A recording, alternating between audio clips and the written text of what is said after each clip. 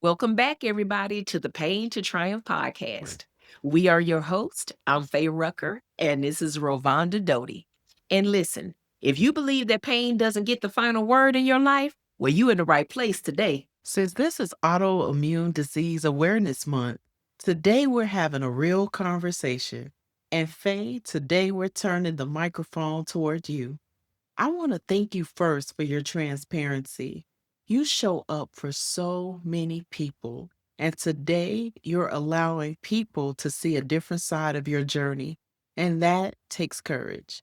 There may be people listening who have never even heard of this before. So let's start at the foundation. Can you explain what mixed connective tissue disorder or MCTD actually is? So, mixed connective tissue disease is a rare autoimmune disorder where your immune system attacks your own body, right? Specifically, the connective tissues that support things like your joints, your muscles, and your organs. So, the reason why they call it mixed is that it can show features of several different autoimmune diseases at the same time. That's why it's rare. So it can pull up symptoms from lupus, from scleroderma, several other autoimmune disorders. So each day you just never know what you're going to get. So instead of dealing with just one condition, I'm navigating symptoms from multiple conditions. Wow. When did you first begin noticing that, something wasn't right with your health? I would probably have to say about 6, 7 years ago. Okay. My hair really started thinning out really bad. There were times where my legs especially would ache. They would start swelling at times, and I was just so tired all the time. It just felt like something was off. I knew I did not feel like myself, and as a matter of fact, I'm gonna say probably back in 2015 actually, Wow. is when I first started noticing it. So as the symptoms progressed, I was like, something is not right. You know how once you get into your 40s, people just say, oh, it's probably menopause or you're getting older. But I knew that wasn't all to the story. At what point did you begin to feel like your concerns were being dismissed or misdiagnosed by your doctor? At first, when I had the leg swelling, I didn't really know a lot of people with autoimmune disorders. So I naturally didn't even go that route. When we were living in Texas, I was like, okay, this is abnormal. My feet and my ankles and my legs shouldn't be swelling like this. So I actually was recommended to go to a vein therapy clinic. Mm. And I did that. And so I went there. They started treating my veins, saying that some of them were not flowing properly. And so with those treatments, I started feeling better. The swelling started going away. And so I thought I was fine. Like I said, I had some other symptoms, but again, I just thought it was part of getting older, menopause, hormonal changes. But then when I got to Georgia, I moved to Atlanta a couple of years later. During COVID, I started working out a lot because we were isolated, we were at home, and I felt fine. The swelling didn't come back, things were moving along. So again, I'm thinking, okay, this is just part of aging. But once we got back here to Arizona, I noticed, 3 years ago, the swelling started again. Some of the aches, the joint pain started getting worse. And I was like, okay, this is something else, right? Because it's not a vein issue anymore. My system and my blood is flowing properly. This is something else. So I started telling my doctor about some of my concerns. Mm. And originally, yeah, she was very dismissive, the lady I was going to at the time. And I asked her to run certain tests, and she kind of gave me a little pushback and was like, why do you want to run those tests? That's not standard. I think you're blowing your symptoms out of proportion. So I was like, okay, I need to find another doctor or really push her to run these tests. Lo and behold, she ran some of the tests I asked and they came back positive. And then she was shocked and she was like, oh, now you want to listen. And she sent me to a specialist, a rheumatologist. And so, that was when I began to really feel dismissed by her. got to the specialist, and then she started running different lab work, and we started getting some more answers on things. But that was the initial point of feeling dismissed and then not receiving the proper diagnosis. Gotcha. I know many people will leave doctor's appointments experiencing like, man, what just happened? I don't really believe I was being heard. I know you touched on it a little bit, but explain a little bit more. How did you walk away feeling after you're like, I know something's off. I don't believe I'm being heard. I mean, it was really frustrating. And to take it one step further, I'm not a doctor, so I'm trusting what they're telling me. She sent me to this rheumatologist, this specialist, and I'm like, okay, you specialize in these type of things. And I'm thinking she's going to be able to figure this out. Yeah. I went to her for 2.5 years where I was scheduled to come in every 6 to 8 weeks for her to draw blood, continue to monitor me to see if she could diagnose me properly and see what was going on. That woman drew blood or had her team do that every 8 weeks. And Wow. she kept trying to diagnose me with everything other than what I had. She tried to say I have lupus, but then when you took the specific lupus test, it came back negative. Okay. But she was still trying to give me lupus medication. This woman was prescribing me stuff like, "Oh, let's try this. Oh, let's try that." And I'm like, "This medicine is making me feel sick and I don't have it. The test is saying negative." But she would argue with me almost saying, "All the markers and indicators lean toward that direction and it shows that you have something like this. So this is where I'm leaning towards." And I'm like, "But if the test says negative, why are you keep trying to label me with something I don't have? If it's leaning in that direction, keep searching. Yeah. It has to be something similar, but it's not that." But she just stayed on that vein. And for 2.5 years, because I didn't know what else to do, I kept letting her test me. My inflammation markers were through the roof. My parathyroid was through the roof. Wow. My hormone levels were all over the place. She even sent me to an endocrinologist, and they were like, "Yeah, you're in perimenopause, but your estrogen and everything else, your estrogen is high, your progesterone is lower. We need to keep digging to figure this out." But it was like she stopped almost, like she gave up. Like in her mind, this is what you have, and I'm not gonna keep digging to figure nothing else out. So it was extremely frustrating. Yeah, that's a great point. You just okay, I know how to connect the dots myself, and something just really still isn't adding up. And you're not seeing a pattern after every 8 weeks of taking blood. What was that moment when you realized, okay, I gotta advocate for myself because Mm. something still isn't right?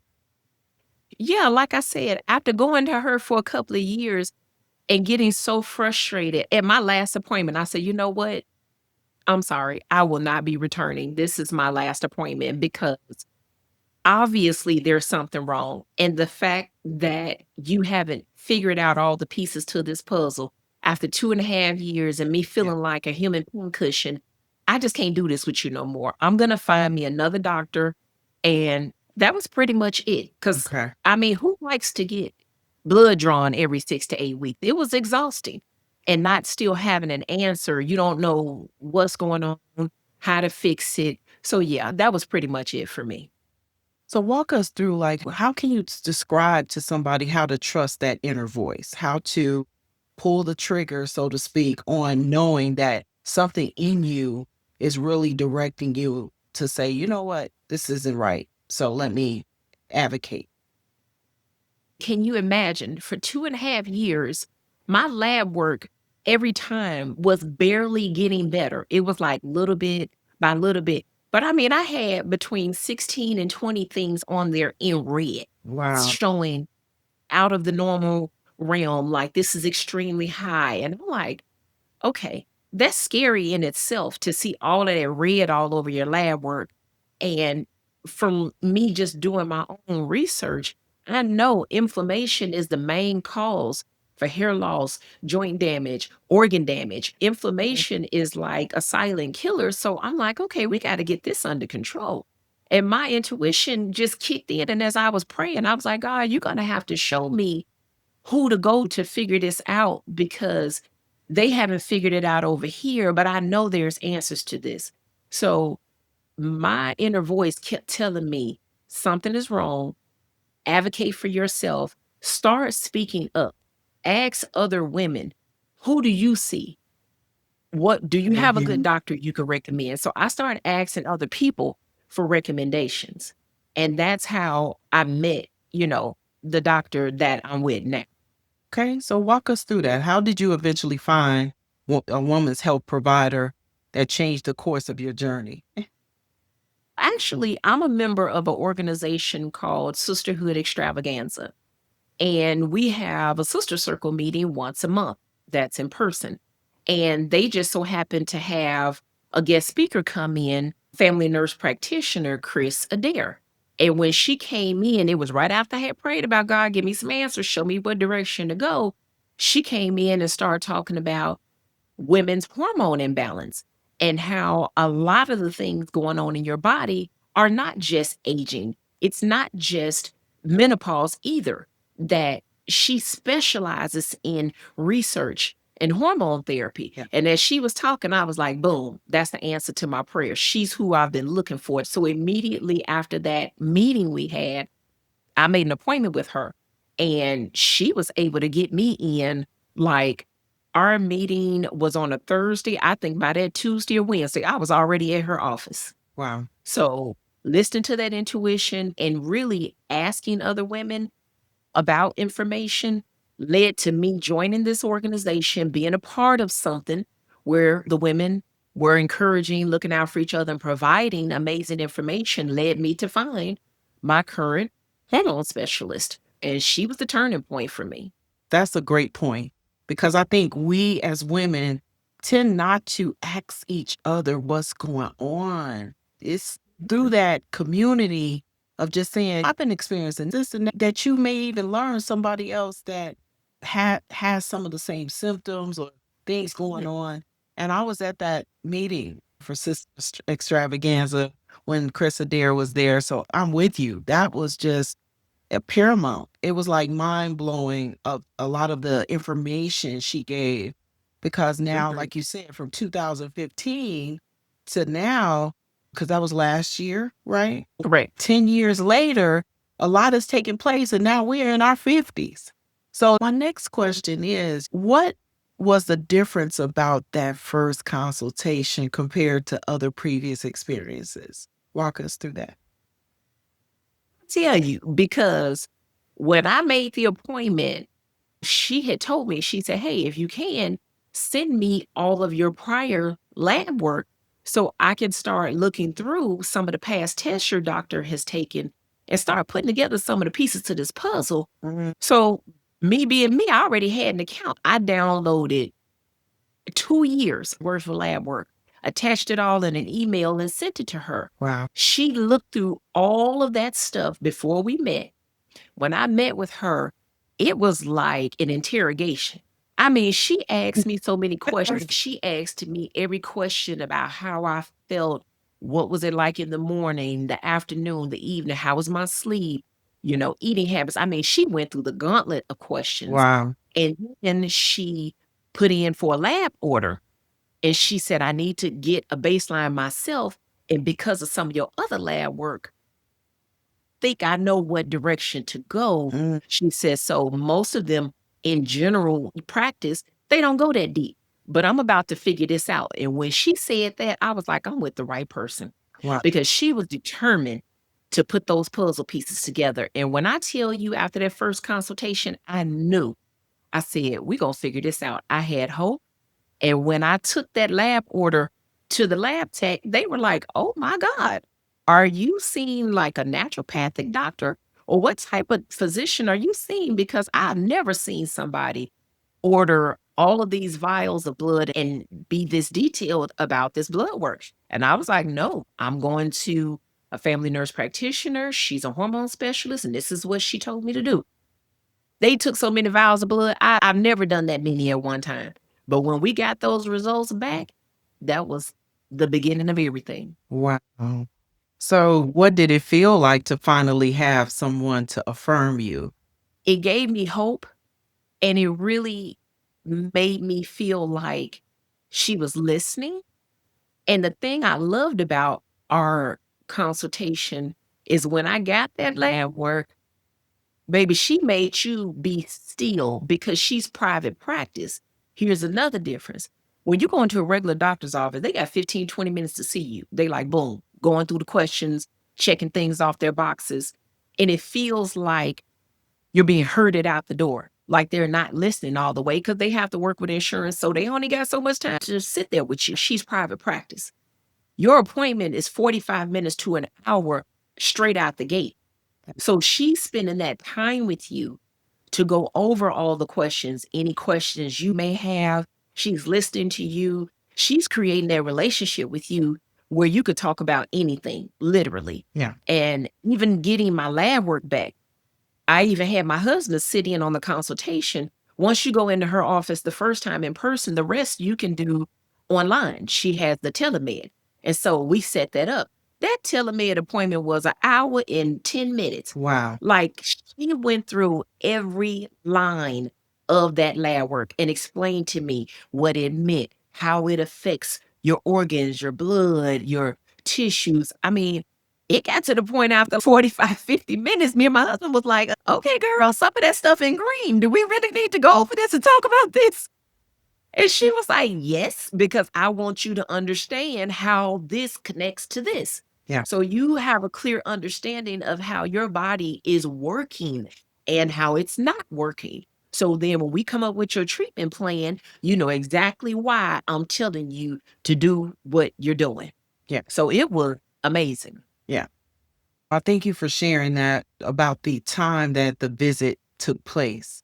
Someone take 45 minutes with you, that all of us have had that experience with the primary care provider that had to see us within 20-minute slots where, hey, you got a 20-minute visit and that's all we have. And they, like you said, you feel like you're being herded out the door. But to have someone listen and take the time to go look back at previous labs from 2 years and begin to connect the dots, that's powerful. That's so powerful. So, how did receiving a diagnosis, because I'm pretty sure this then led to her having you on a treatment plan. So, how did receiving a diagnosis and a treatment plan change your sense of peace and confidence about your health? To be honest with you, it was a relief. I mean, nobody wants to be diagnosed with anything, so let's just start there. Yeah. But it's the not knowing that kills you. I went 10 years being undiagnosed. I don't know what damage that was doing to my body. Yeah. But receiving my diagnosis of mixed connective tissue disorder gave me a sense of peace and a sense of resolve because now I had a name to it. Yeah. Now I knew what to fight. Now I could go do research to see what are the symptoms? What are my days going to look like? How can I combat some of the symptoms? How can I maybe avoid some of the flare ups? I know there's not a cure, but what is the best way I can manage this and still have a healthy, beautiful life without letting this take over my life? So getting the diagnosis was everything because I had a name to it. So now I knew what to fight. Now that makes sense. So walk us through MCTD, the management of it. How did you manage the flare ups, or how did you personally navigate all of that at once? Like I said, with MCTD, it's a combination of multiple autoimmune conditions. So, of course, Mhm. being the overachiever, I got to get the one that's multiple. So, for me, it was research and it was listening to my doctor. Having Chris in my life changed my life because she was able to put me on just a few prescriptions. She's not one that's heavy to just put you on a whole bunch of meds. She likes going the natural route as much as possible. So she put me on a few medications like progesterone to balance out some of that estrogen. My testosterone was extremely low, and women don't put as much stock into that as they need to. So that was affecting my energy because part of the symptoms is extreme fatigue. So she did put me on a low dosage of testosterone and then magnesium. That magnesium was a game changer. I take it at night to help me sleep because part of avoiding a flare up is sleep. Right. And people take good sleep for granted. And then she sent me to Sprouts to get a whole bunch of supplements. And at first, it's like, wow, these are a lot of supplements. But when I tell you, it is gold. So I take my vitamin D3, I take my omega 3s with my EPA and DHA, I take my turmeric, curcum with the black pepper so that I can absorb it. If you're taking turmeric and it doesn't have black pepper, you're doing yourself a disservice because your body can't even absorb it. It has to have black pepper for absorption. Okay. Yes. I take my magnesium and a great multivitamin. And at night, because connective tissue disorder, my ankles and my feet and my legs were always burning and hurting when I was asleep. I started using magnesium butter to rub my legs down at night. Wow. And that was a game changer as well. So that is how I manage my physical symptoms. But the number one thing you have to do, and this is for all autoimmune disorders, manage your stress. Yeah. I didn't put as much stock into that as I should have, but in doing the research and working with my doctor, chronic stress equals your immune system stays in attack mode. Yeah. So you got to manage your triggers. You got to manage that stress. Yeah. Anybody with an autoimmune disorder, that should be the number one thing you are focused on is making sure you don't let people or things stress you out. That emotional and mental overload is going to send your immune system into active attack mode. Yeah. Poor sleep means increased inflammatory markers. Yeah. Certain foods, like foods high in sugar, processed foods, dairy, those things will also trigger inflammatory markers and overdoing it. So days when I feel really good, I'm very mindful that I don't overdo it. Yeah. Sometimes when you feel good, first thing you do is, "Ooh, I can do all these things today. Everything I haven't been able to do, I'm gonna do." And then the next day, you're gonna pay for it. Yeah. So just think to yourself, whatever you think you want to do, just do about 70%, 80%. You don't have to do everything in the same day Yeah. because you want to have balance. And the 3 tools that I tell people that are the best to utilize that I have learned: breath work, fastest way to reset your nervous system. Walking is simple and it's not overexerting yourself. Walking is very underrated for people with autoimmune disorders. Yes. And boundaries. You can ask your doctor, you can ask anybody you want to. Breathing will reset your nervous system, it'll lower your blood pressure. Walking will keep your lymphatic system working and give you some exercise. Boundaries, and yes, people and activities. People can trigger inflammation. Yeah. Having healthy boundaries and telling people no and not always feeling the need to participate in everything is good for you.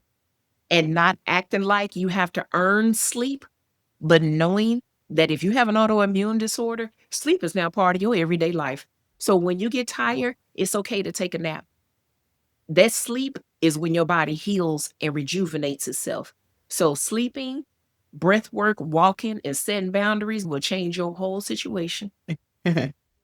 I thank you for that. That is just very insightful information that I hope the listeners are taking away that, hey, these are things that are non-negotiables. You rest and you even brought up diet and things like that. So it made me think about, Faye, how do we empower people to ask the questions and seek a second opinion? I think most people, the average person feels locked in with their provider. So what words would you say, or how can we really articulate empowering women that are listening? Ask the question, seek a second opinion. I'll say I was guilty of that at first too, because like I said, I stayed with this rheumatologist for 2.5 years. Okay. And I'm like, girl, why did you keep working with her that long? But when you don't know, and when you're not listening to that inner voice and your intuition, you sometimes let too much time go by. So I would say, start listening to your inner voice.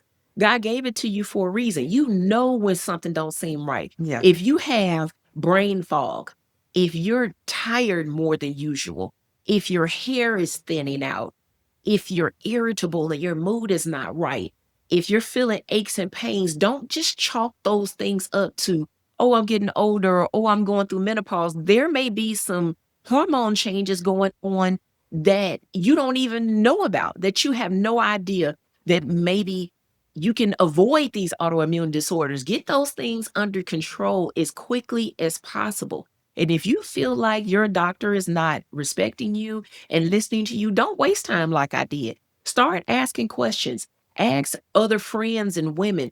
Become part of other women's organizations. There are so many amazing women's organizations out here. Align yourself with a community so that you will have people to ask, who do they go to? If you need help, I have a daily planner that I use to keep me on track with my supplements, with my workouts. Like you said, I'm into health and fitness now. I've recently lost 54 pounds over this last 8 months. Like, getting that diagnosis triggered me to lose weight, eat better, and I feel the best I've ever felt. My mind is Wow. clear. My body is healing. My lab work now looks amazing.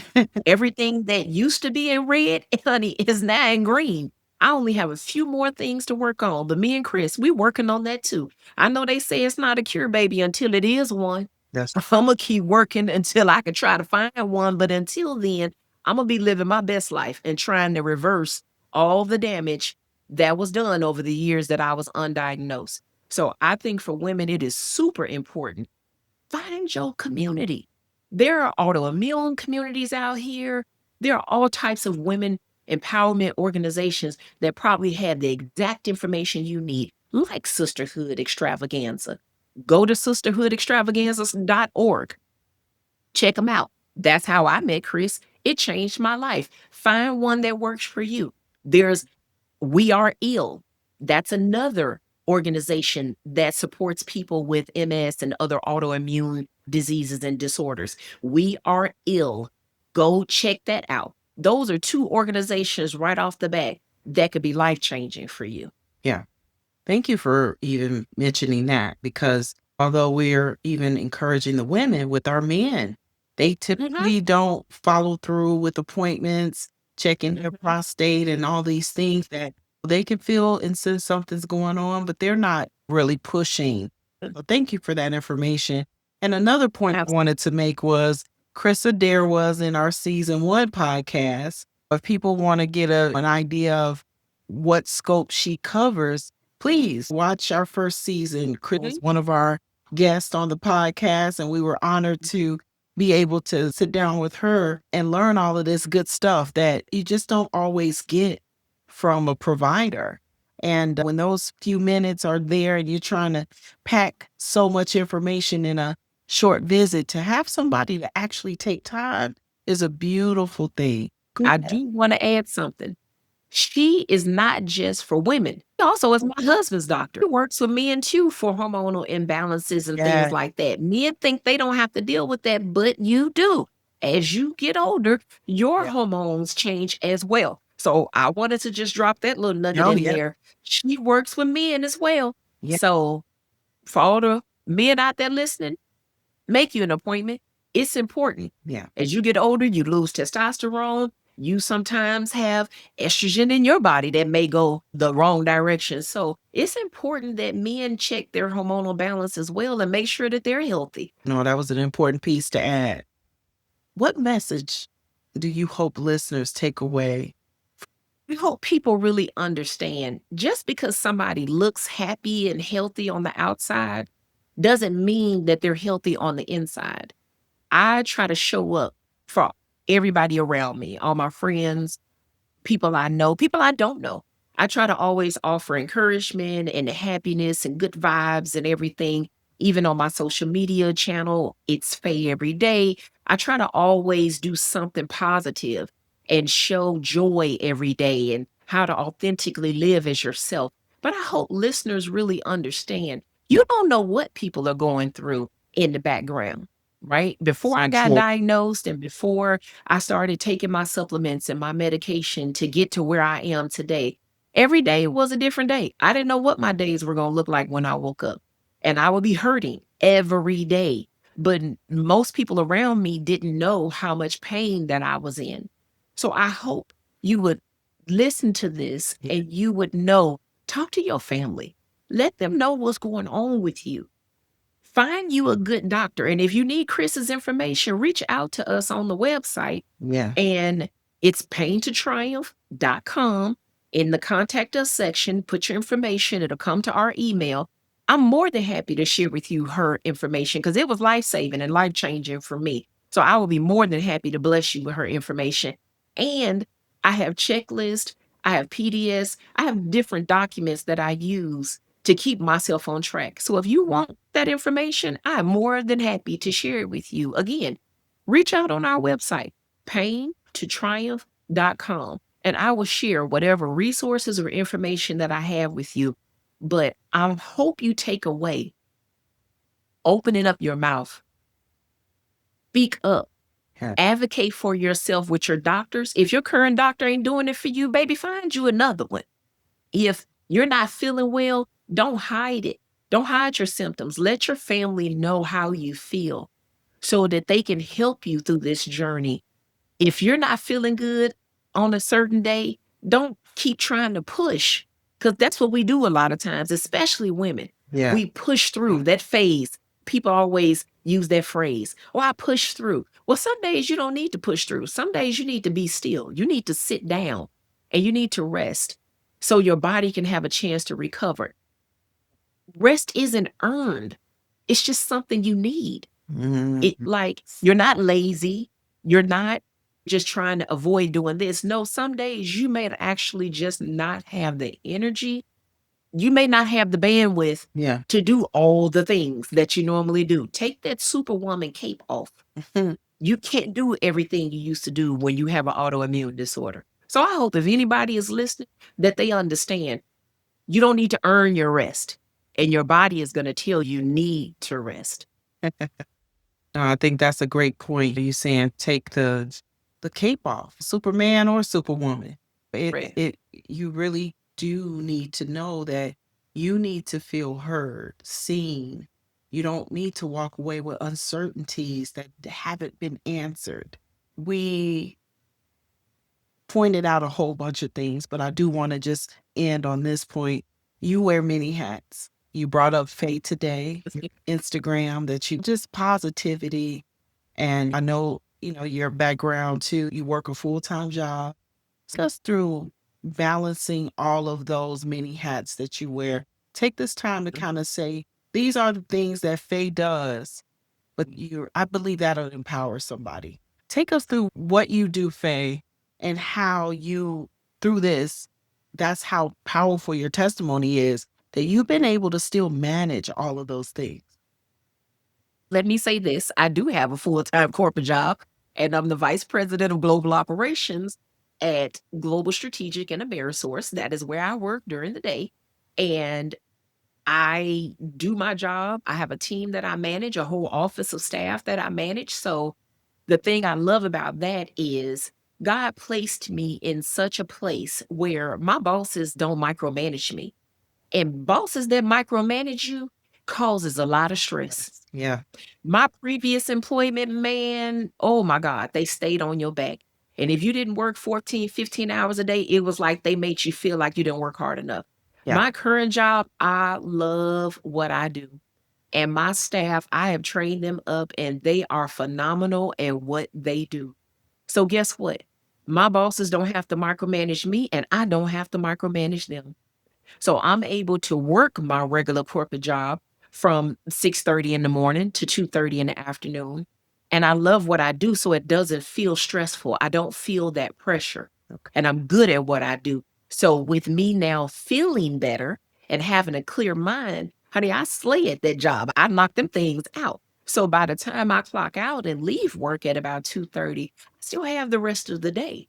So that's when I go and I cook for my husband. I do things that I enjoy. My life now is about joy, doing the things that make me happy, that bring me joy, such as cooking, such as dancing. That's another thing I love to do. So, yeah, when I get off work, I'll go in there and start cooking. I'm in my vibe. I'm feeling happy. Me and my husband have a little time together. We laughing, joking, being goofy, doing what we do.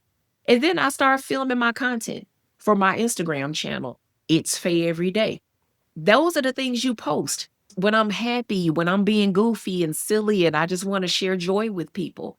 Then after that, I'm also in an online dance class. So that's when I get my exercise and my steps in. Sometimes I'll do treadmill. A lot of times I'll dance. I do Chicago stepping. I do line dancing. I just dance and I enjoy that. That's my form of exercise and really getting attention and stress out my body is dancing. And so I love my online class. I turn my homework in and then I'm done with that. I'm also a licensed real estate broker in 8 states. So, like right now, I'm in a license renewal period. So, if I have a class to do, I'll jump online in the evenings and I'll do my class. So, you're correct. Between work, real estate classes, or dealing with my real estate clients and my social media and dancing, yeah, I got a lot of things I do. But the point is, I do things that I enjoy. I don't do anything I don't like, and I don't do anything that causes me stress. So if it's something that I feel like is bringing stress into my life, I get rid of it immediately. That means things and people. Yes. So that is how I manage all the things that I do. And I don't let this disorder define me. So actually the dancing, the cooking, the social media, that's outlet. Yeah. That's my joy. Those are the things that I like doing. Yeah. Yeah. And I would just piggyback and say, and this, we get on In our podcast. yeah, I was about to say, we get on here to update our listeners with things that are just going on and encourage them to keep Yeah. pushing, but keep pushing not to your detriment. Faye, I have so thoroughly enjoyed being able to turn the mic on you and allow people to understand that there is an autoimmune disorder out there, MCTD. I think you did a fantastic job at educating our listeners on what that is. Faye, your story reminds us that sometimes the greatest act of faith is just trusting that God gave us wisdom about our bodies and having the courage to keep seeking truth until we find it. Thank you so much. Amen. Amen. And if anybody out there is listening, if you need any information that I shared today, I am so happy to share it with you. Again, reach out to us on our website and I'll make sure that you get that information. Thank you guys for allowing me to share a piece of my journey. Thank you, Rovonda, for the amazing questions and just being on this journey with me. You know, I don't know if you all know me and this woman, we've been rocking for 24 years. Yes. This is real friendship. Yeah. And she's seen my highs and my lows. So thanks, sis, Right. for, giving me a moment to share this. And hopefully it bless somebody. So I appreciate you. I believe it will. So thank you guys for listening. And until next time, you guys be well.